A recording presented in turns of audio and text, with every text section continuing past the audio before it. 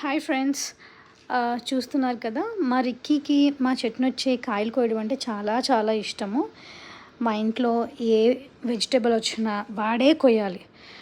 వంకాయలు కానీ, బెండకాయలు కానీ, కాకరకాయలు కానీ అస్సలు వదిలిపెట్టాడు. ఎవ్వరు కోసినా ఒప్పుకోడు. సో చూస్తున్నారు కదా, వాడికి వంకాయ కోయడమే రావట్లేదు, బట్ వాడికి ఎలా అయినా కోసేసాడు.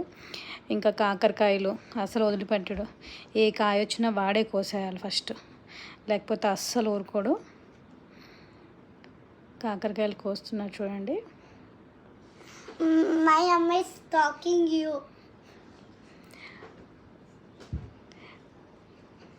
చాలా కాకరకాయలు కోసాడు. ఇంకా దొండకాయలు మధ్య మధ్యలో దొండపాదు, కాకరకాయలు ఇవి కనిపిస్తాయి. వాడు స్కూల్ నుంచి రావడం ఇంకా దీంట్లోనే ఉంటాడు, ఈ గార్డెన్లో.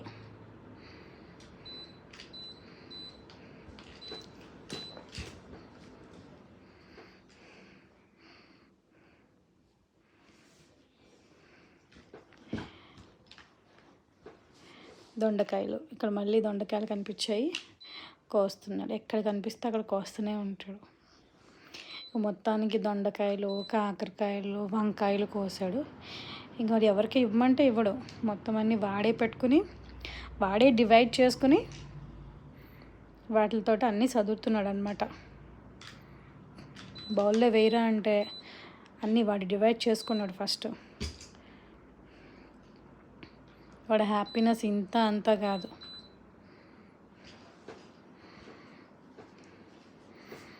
సో మరికి ఎప్పుడు ఇలానే మా ఇంట్లో ఏ వెజిటేబుల్ వచ్చినా, ఈవెన్ ఫ్లవర్స్ కూడా వాడేకొస్తాడు. He loves enjoying harvesting vegetables. Thank you.